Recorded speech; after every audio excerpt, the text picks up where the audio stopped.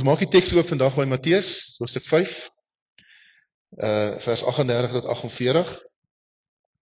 Dis weer een van daai weke wat ek na die leesrooster se tekste kyk en sê, joh, dis 'n verskeidenheid en miskien moet ek nie hierdie week preek nie. Hy's so 'n bietjie uit 'n paar landmyne en sê die Here vir my, wil lees net weer die teks, lees hom 'n bietjie in 'n ander vertaling. Ja, Here, maar die Ou Testament teks lyk vir my nou, voel vir my, sê die Here, nee, hier's hy. So hierso is hy. Kom ons bid.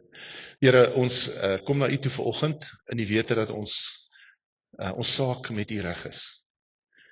En dit mag wees dat ons van ons kant af baie keer voel ons is nie goed genoeg nie en Here, ons het te veel sonde en ons is ongehoorsaam en ons is nie perfek genoeg nie en ons maak dit nie, ons kry nie genoeg, ons maak nie eens 50% in die koninkryk nie en al die verkeerde maniere wat ons dink oor die koninkryk en dan kom herinner U vir ons vanoggend, julle saak met my is reg. As jy jou lewe aan my toegewy het, is daar geen rede om uit te wonder of die hofuitspraak werklik is nie, dit is. En dankie dat ons ook kan hoor dat al wat U van ons vra is enkel liefde. Net ons liefde vir U en vir ander. En Here, selfs as ons daaroor dink, dan dink ons het nie genoeg nie. Maar Here, as ons vandag aan die woord gaan lees en gaan probeer nadink oor wat hier staan, dat U vir ons baie naby aan U sal hou. En ergens iets sal laat losgaan wat dalk al lankal vas is. Ek bid dit in Jesus se naam alleen. Amen. OK, Matteus 5, vers 38 tot 48. Nou net vir 'n bietjie konteks. Matteus 4 tot 6 is Jesus se bergrede. In English it's the Sermon on the Mount. Sy bergpredikasie in Afrikaans. En dit is die grondwet van die koninkryk. Matteus is die evangelie wat probeer om Jesus te teken uit sy perspektief as die Messias wat die Ou Testament voorspel het, sodat die Joodse mense kan weet, hy is die een wat God in ons geloofstradisie nou al eeue van praat. En Matteus 4, 5 en 6 is die bergpredikasie. Jesus se uiteensetting van wat beteken dit om hom te volg? Wat beteken dit om en julle ken hierdie tekste vir egskeiding, die aflê van 'n eed, die geseëndes, wie is die geseëndes? Geseënd is hulle. Hoe lyk mense van die koninkryk? Dit is 'n wonderlike teks. Ons tema vanoggend, dit is te veel gevra, met 'n vraagteken. Ons weet nie, ons is nie onseker daaroor. En jy sien in die teks waar die oop hand en die vuis vandaan kom. Kom ek gee eers vir julle 2 metafore, 2 prentjies, om jou kop besig te hou. Dankie Johan. Daar's 2 metafore. Dit is vasdans of ballroomdans en werkiesatleet. En ek wil hê met vir 'n oomblik van Matteus 5 vergeet, as vir hom nou lees, en net fokus op, wat is die punt van hierdie metafore? Wanneer 'n mens leer dans, leer jy die steps.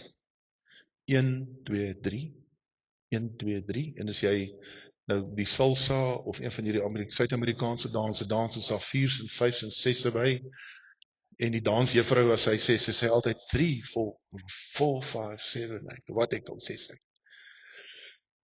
Daar's steppietjies wat jy moet leer. Die 2 mense wat ek op die prentjie het, dink nie meer aan die steppietjies. Maar dis wat gebeur as 'n mens bly aan die telling dink terwyl jy dans, dan dans jy nooit regtig nie. Maar dan kyk jy vir jou voete. Ek en Esther het al dansklasse gehad vroeër in ons lewe, en dan 2, 3. Jy vergeet van jou maat waarmee jy dans. Sy kan net soveel nie daar wees nie. Jy probeer net om haar tone in die raak te trap nie, en jy is by 1, 2, 3 en 1, 2, 3. Dit lyk vreemd, dit voel vreemd, en vir 'n lang ruk voel dit nie soos dans nie, dit voel soos werk. Dansers, sê die instrukteur, fokus op mekaar. As 'n mooi film wat sê, toe die meisie en die ouetjie saam moet dans, en die instrukteur sê, die man moet lei, dus sy sê, ja, sê 'n manier waar die man gaan lei nie, sy's 'n verligte vrou. Toe sê hy, nee, the man proposes the step, and the woman decides if she accepts it. So daar's 'n dans wat plaasvind, wat van buite af mooi na kuns lyk, en binne in die dans is die twee mense wat dans bewus van mekaar, en dans met mekaar. Hulle kyk nie meer vir hulle voete nie. Die hekkiesatleet, my dogters het hekkies gedoen, daar is nog 'n hekkiesatleet, daar sit hy. Die hekkiesatleet moet leer om oor hekkie te gaan. Ongelukkig. En ure van jou tyd, as jy by die oomies wat afrig of die tannie, gaan oor step, strek, bring jou lyf af, steek jou voorbeen uit, bring jou agterbeen terug. En wanneer mens begin hekkies hardloop, is elke hekkie vir jou, as jy hardloop, sê jy 1, 2, 3 step trek, 1, 2, 3 step trek, en as jy oor die laaste hekkie is gaan, dan kyk jy op na die doellyn. Gaan kyk bietjie na hekkiesatlete wat goed kan hardloop. Hulle kyk nie vir die hekkies nie. Hulle vergeet van die treetjies in die hekkies. Al wat hulle op fokus, is hulle kyk daar, hulle kyk op die doellyn. Want die punt van die wedloop is die doellyn, nie die hekkies nie. En die punt van dans is die belewenis, nie die steppies nie. Okay. Weet julle daai twee prentjies? Okay. Jy kan net hou, Johan, ek gaan vir ons die teks lees. Jy kan saam met my lees, of as jy nie 'n Bybel by jou het nie, kan jy net sommer luister. Ek lees uit die gewone 83 vertaling wat ons altyd gebruik.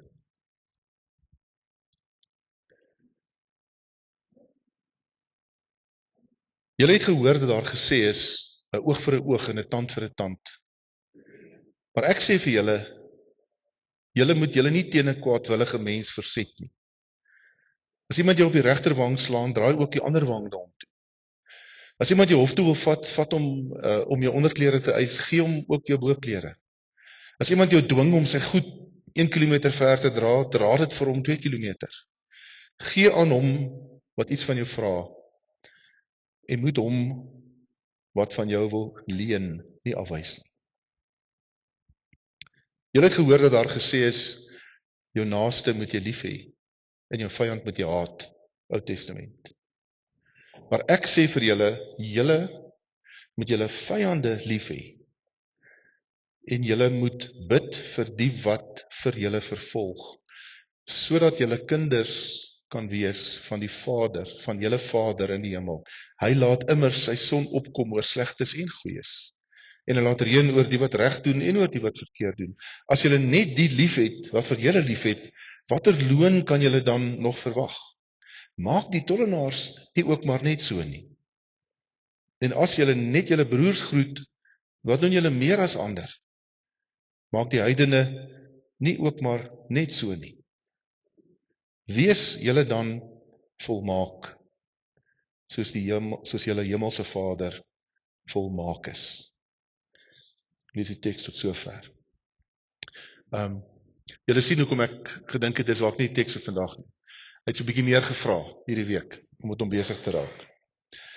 Mens kan 2 foute maak met hierdie teks. Die eerste fout is, dat jy dit nie ernstig genoeg opneem.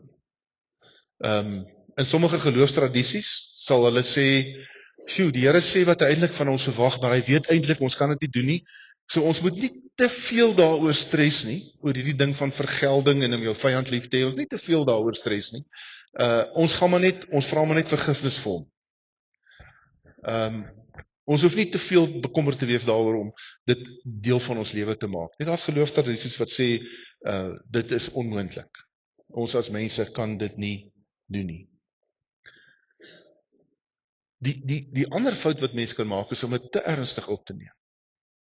En onder die indruk te wees, dat jy die kapasiteit, dat jy die vermoë het, om dit wat die Bybel hier sê en vra, te doen, uit jouself uit.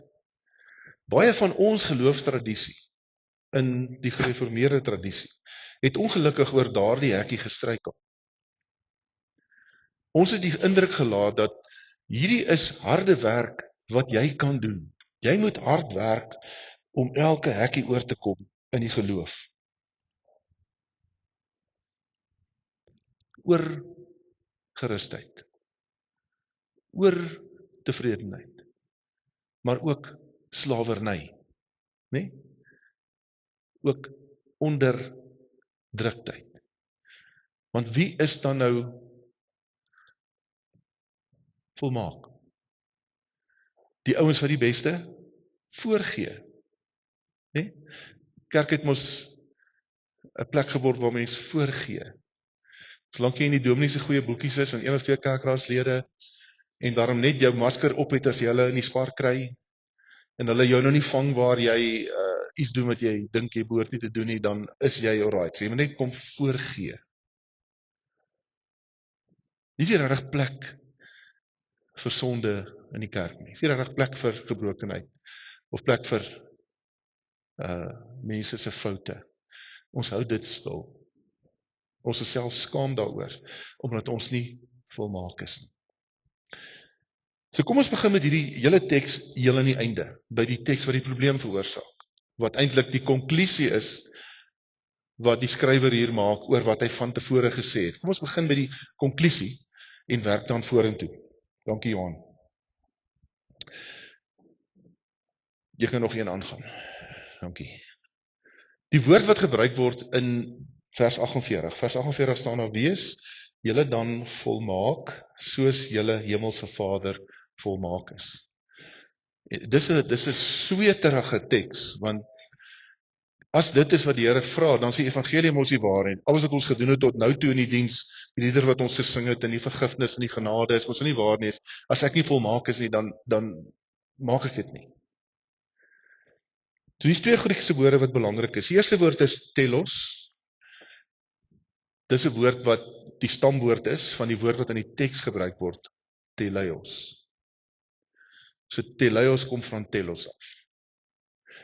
En die teks sê letterlik: wees julle dan teleios, soos julle hemelse Vader teleios is. So is belangrik dat ons hierdie woorde lekker uitpak om dit te verstaan. Telos is nie 'n woord wat 'n toestand aandui nie, 'n afgehandelde toestand. Telos is 'n woord wat sê oor die doelwit waarheen ek op pad is, my uiteindelike bestemming, 'n doelwit, 'n resultaat of die voltooiing van 'n proses. So as ek sê iets is my telos, dan sê ek dit is iets wat ek in die oog het, waarna ek op pad is en wat ek weet die volledigheid gaan wees van my lewe. Teleios, die woord wat gebore is uit die woord telos uit, beteken volledig of volwasse, wat ook die einde van 'n proses aandui, om ten volle ontwikkel te wees, wat impliseer dat daar iets gebeur op pad daarna toe. In die Nuwe Testament dui dit op geestelike volwassenheid, spiritual maturity, en nie net om sondeloos te wees nie. Ek hoop jy vang waar ons op pad is. So die Bybelse konteks in die Nuwe Testament, as ons Matteus 5 vers 48 lees, dan moet ons hoor dat Jesus nie van ons verwag om sondeloos te wees nie. Dis nie wat hy hier sê nie. Hy sê nie hier die volmaak beteken nie. In ons konteks beteken dit sonder sonde. Jesus vra dit nie. Wat hy sê is, dat ons volwasse word, dat ons duidelik verstaan waarin ons op pad is, dat ons kompleet of ten volle funksioneel moet word as mense wat in liefde leef, soos die Vader dit doen. So om terug te kom na my metafoor toe, van die hekkies en die dans, ons is geneig om hierdie teks te vat en te sê, dis 'n teks wat sê, jy moet oor al die hekkies op die regte manier kom, perfek, elke tree, jy mag nie die hekkie raak nie, jy moet in lyn bly, en ons fokus daarop, fokus op die steppies. Laat ek tog net nie vandag 'n fout maak nie. Terwyl hierdie teks sê, fokus op die einddoel. Fokus op daardie plek in jou toekoms waar God wil hê jy moet wees. Waar jy gegroei het na volwassenheid toe. En jy kan dans met oorgawe hier en daar mekaar se tone raak trap, maar niemand sien dit eers nie, want hulle word aangegryp deur die kuns. Of die hekkies atleet wat die wêreldrekord wen en 4 hekkies kap met sy knie en ergens bietjie van lyn af gaan. Niemand staan dan met 'n lysie en sê, jy kry net 4:10 vir die wedloop nie. Nee, hy het 'n wêreldrekord. Dis die punt. Die einddoel waarna ons gaan. Die einddoel. Kom ek lees dit vir jou in die Message vertaling. In a word, what I'm saying is grow up. You are kingdom subjects. Now live like it. Live out your God-created identity. Live generously and graciously toward others. The way God lives towards you. Mooi vertaling. Die boodskap, Afrikaanse vertaling. Julle moet soos julle hemelse Vader wees. Hy het almal hier op aarde lief. As julle ook vol liefde en respek optree teenoor almal wat julle te doen kry, doen julle presies wat die wet van julle vra. Dan stap julle in julle hemelse Vader se voetspore. Dan is julle net soos hy. Twee mooi vryer vertalings wat sê, hier is 'n pad wat ek vat. Ek weet waar ek moet wees. Maar ek verstaan die saak is afgehandel, die uitspraak is gelewer. Daarom praat ons van 'n volgeling van Jesus. Ek stap op Jesus se voetspore na daar waar hy wil hê ek moet wees. So kom ons gaan nou terug na die inhoud van die teks. Dankie Johan. Hoe sien God ons? Die teks sê vir my, God sien meer in my as wat ek in myself sien. God sien my deur Jesus. God het 'n plan en 'n doel vir my. In hierdie deel van my eie bedieningspad vra ek vir die Here, Here, het ek die doel wat U my mee geroep het toe ek 17 jaar oud was, het ek dit naaste my bereik? Is ek op die regte plek waar U wil hê ek moet wees? God beplan dat jou lewe iets beteken. Dit is wat jy geskep is. Psalm 139 sê, ek is met God se vingers aan mekaar geweef in die skoot van my moeder. It's intentional. Dis met opset. Dis nie half en half nie. Dis nie maar net nie. Waarom het jy 'n unieke vingerafdruk wat niemand anders op aarde het nie? As jou gees dan sommer net 'n general Pick n Pay brand is. Kan ons nie wees nie. Maar is uniekheid in my. En ek lees in hierdie teks, God dink ek kan die ander wang draai. As dit kom by vergelding.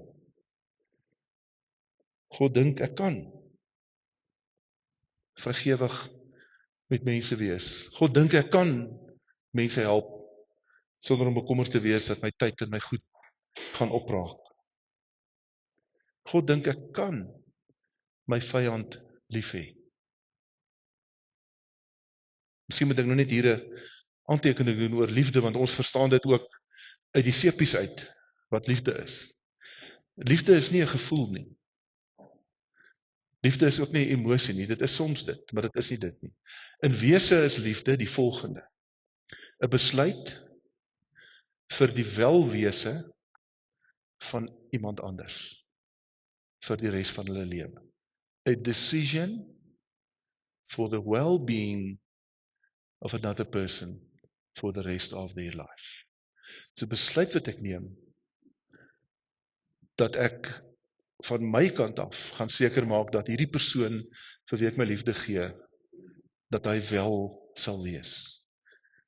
Beteken nie ek hou daarvan nie, beteken nie dit is vir my lekker nie, beteken nie die oomblik as ek sê, ek vergewe jou, ek kies om vir jou lief te wees, ek kry 'n wonderlike positiewe gevoel oor my nie, beteken nie ons gaan weer saam braai nie, beteken nie ons gaan weer saam op vakansie gaan, maar dit beteken dat ek met respek, met eerbied, nie met niceness nie, maar met kindness, teenoor iemand sal optree, ten spyte van wie die persoon is. Ons moet bid vir die wat ons vervolg, sodat ons kan kinders wees, dis wat kinders doen. Dis die toets van liefde, vriende. Is nie of jy lief is, en dit sê Jesus hier in die teks, is nie of jy lief is vir die mense wat vir jou lief is.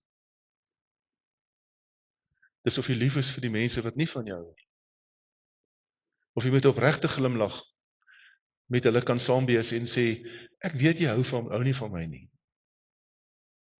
En dis oukei so. Maar ek wil jou graag in liefde hanteer. Beteken nie noodwendig ons gaan nou saam 'n huis koop en in die huis bly nie. Maar dit beteken dat in my gesindheid het ek verdra nie net iemand nie. Ek kies om aksie te neem vir die welwese van iemand. En dit is hoe God ons sien. Dit is hoe God ons sien. Ons kan dit nie uit onsself doen. Want die saak is afgehandel. Die prentjie in die spieël is God se prentjie. Die uitspraak is gelewer. Onskuldig. Dis ek en jy wat baie keer loop, of met hierdie ding van ons wat nooit kan doen nie, so ons probeer nie, of ja, ons is besig om dit te doen, en wat gebeur met die mense wat so voorgee, ergens val die onderrok af en die voete van klei en die bene van klei is sigbaar, want dit het ons almal. Kom ons loop maar eerder kortbroek saam met mekaar, dat ons mekaar se voete van klei kan raak sien. God doen dit. Ek kies om saam met en agter Jesus aan te stap. God doen dit. Is my keuse om saam met hom te stap. En dit wat ons nou gebid het, sê laat Heer u vrede deur my vloei. En in my eie binnekamer te gaan sê, ek wil hierdie gevoel van wrevelrigheid, van terugkry. Ek wil dit neersit. Dit spreek nie die ander persoon vry nie. Ons dink as ek vergewe, spreek die ander persoon vry. Nee. Ook in ons geloof was daar 'n prys wat betaal is. Dis duur om te vergewe. Ek vergewe vir myself, om myself los te maak en skoon te kry van dit wat die ander persoon aan my gedoen het of gesê het. In die teks kom nooi ons uit op 'n reis na Teleios, na 'n plek waar ek vrede kan hê 3 uur in die nag as ek wakker word. Gisteraan 3 uur wakker geword, as ek wou uit wakker. Toe sluip ek uit die kamer uit, want as ek nou weer in die slaap raak, dan snork ek, en dan maak ek my vrou wakker. Sluip ek uit die kamer uit, toe hoop ek sy hoor my nie, maar sy hoor my, is sy ook wakker. Dan gaan sit ek en ek dink, maar hoekom word ek 3 uur in die oggend wakker? Dis nie net om badkamer toe te gaan nie. Hoekom word ek 3 uur in die oggend wakker? En ek gaan kyk, soms so 'n bietjie, hulle sê wel is slaap en dit en dat en dat en dat. En daar sit ek met hierdie boodskap vanoggend vroeg. En ek sê vir die Here, ek sukkel. En die Here sê, dis die reis waarna ek jou uitnooi. Dis die pad wat ek wil hê jy moet stap. Die rigting waarin ek wil hê jy moet gaan.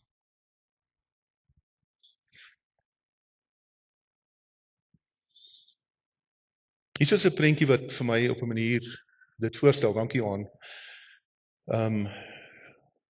Dis ook die teks in Romeine 12 se tweede vers. Waar God sê, maar laat God julle vernuwe. Laat God julle verander deur julle denke te vernuwe. In die woord verander is die woord metamorfose, is die Griekse woord. Wat ons in Afrikaans oorgeneem het as metamorfose. En dis waarmee ons 'n skoenlapper se lewe beskryf. 'n Skoenlapper het een van twee keuses. Hy kan of van homself sê, ag, ek het nou al die goed wat ek weet nie hoe dit lyk nie. Dis nie moeite werd nie. Hoe lank gaan ek in elk geval leef? So ek bly maar sommer my dop. Ek hoop maar vir die beste. Die een fout wat mense met die teks kan maak. Ander fout is om te sê, ja, ek gaan dit self doen.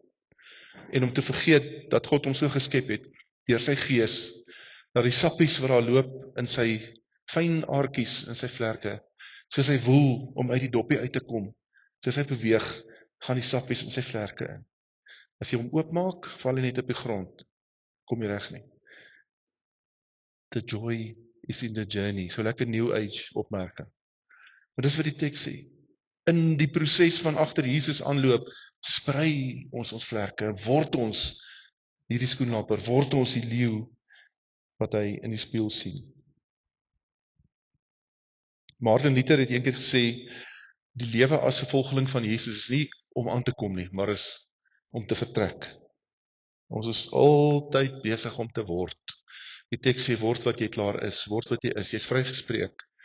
God sien jou as 'n leeu, God sien jou as 'n skoenlapper. Jy het alles wat jy het, vir jou uniek om dit te maak. Al ons skoenlapperklere lyk anders. Ja, en dit vat dat ek moeilike goed aanpak, soos om vir my vyand lief te wees. Sint Augustinus het altyd by die nagmaal gesê, lees ek. Klink asof ek gehoor het wat hy gesê het. Hy het op die nagmaal gesê, ontvang wie jy is, en gaan word wat jy ontvang het. Ontvang wie jy is en gaan word wat jy ontvang het. Die kuns van word, dis hierdie prentjie. Dis waarna toe God ons roep. So hou op om moedeloos te wees en sê ek help nie. Hou op om rond te loop met te maak of alles okay is. Of jy nou hierdie wonderlike Christen is wat geen probleme het nie. As iemand vir jou vra, gaan en sê net halleluja, amen. Dis wonderlik. Don't do that. Stap net saam met Jesus. Bring my terug by die prentjie. Dankie Johan. Van die hande in die vuis. Hierdie teks sê, gee 'n oop hand vir jou vyand. En ons dink, ons kan nie dit doen nie, ek wil nie dit doen nie. Inteendeel, ek wil nie dit doen nie. Dit is iets wat waarmee ek gemaklik is. Dit is iets wat my laat goed voel. Dit laat my reg voel. Ek is reg, hulle is verkeerd, ek wil reg voel. God sê, dit gaan nie daaroor nie. Gaan daaroor om liefdevol te wees. En die regte liefde, nie net 'n positiewe gevoel nie. En dit kan wees dat jy vir iemand sê, wat jy in die straat kry, en jou liefde verkeerd interpreteer. En dink, alles is sommer nou weer reg. Kan wees dat jy vir iemand sê, wat vir jou sê, hoorie maar, ons so lank terug het ons op vakansie saam gegaan, ons het 'n bietjie weer saam beplan, om saam op vakansie te gaan. Kan wees dat jy sê, wie wat, Walter, as jy nie omgee nie, ek dink nie ek sal weer saam met jou op vakansie wil gaan. As jy nie omgee. Met hart, met liefde. Ek wens nie vir jou iets sleg doen nie, maar ek sê ons pad nie saam vorentoe nie. Om lief te wees vir jou vyand, beteken nie jy keer goed wat jou vyand doen nie. Om te vergewe beteken nie jy spreek hom vry nie. Beteken ook nie, daar is nie veroordeling oor dit wat jou vyand gedoen het. Daar is ook nie daar regsgevolge nie. Beteken nie dat jy jou hart skoon maak. So die vraag is, fokus jy te veel op die hekkies? Probeer jy te veel oor al die hekkies gaan? As jy oor die 10de hekkie gaan en jy het elke hekkie great oorgegaan en jy dink dit was naby perfek, dan celebrate jy en sê, yes! En dan draf jy oor die eindpunt heel laaste in die wedloop. Want al kan jy die wedloop gewen het, het jy nie. Want jy het te veel vasgehaak by, ek moet perfek wees, ek moet sondeloos wees. Kan dit wees dat in die dans van die lewe, saam met die Heilige Gees, dat jy en die Heilige Gees met mekaar dans, en jy heeltyd kyk vir jou tone. En die Heilige Gees wat lei, sê, kyk op, kyk in my oë, gooi jou kop terug, sodat die wêreld kan sien, hoe mense saam met God dans. En jy trap trone, omdat jy so versigtig leef, dat jy tog net nie 'n fout maak nie. Mag die Here ons vryspreek van trappe trone, en ons bevry, sodat ons hom kan uitleef, en dat ons kan ontdek, dat ek 'n oop hand kan gee, en dat daar krag in is, en nie neerlaag nie. Kom ons bid. Dankie Here vir hierdie woord, dankie vir u pad met my ook in hierdie week, myself ook, in my eie hart, dat u ook weer ontbloot het waar ek onvergewensgesind is, en waarin ek liefdeloos is teenoor mense wat ek voel my te nagekom het. Dankie dat ek dit by u voete kon neersit, en dankie dat ons dit kan leer vandag saam. Dat u wil hê ons moet vry wees, vry leef met oorgawe. En Here, dat dit u koninkryk laat kom, wanneer ons u volg op hierdie manier. Dan hoef ons nie so hard te werk om die koninkryk laat kom nie. Seën vir ons. Here, ek dink sommer aan mense wat vandag hier by ons in die diens is, wat sukkel met hulle gesondheid. Ons is dankbaar oor mense wat gesond geword het, mense wat familie het, wat siek is en wat swaar kry, mense wat worstel met sommer net bekommernis en die sorge van die lewe. Dink aan ons boeregemeenskap wat die drogerigheid fyn dophou met 'n bekommerdheid in die hart, en die plante wat swaar kry. Dankie ook vir groot seën in ons appeloes wat mooi is. Dankie dat u vir ons sorg. Dankie dat die naweek in ons dorp weer vol was. Ons bid vir die komende naweek met die bierfees, Here, dat dit nie net 'n brassery sal wees, en dat ons as agente van die lig ook in mense se lewens wat in ons gashuise bly of wie ons op straat kry, die evangelie sal bring. Ons bid dit alles in Jesus se naam. Amen.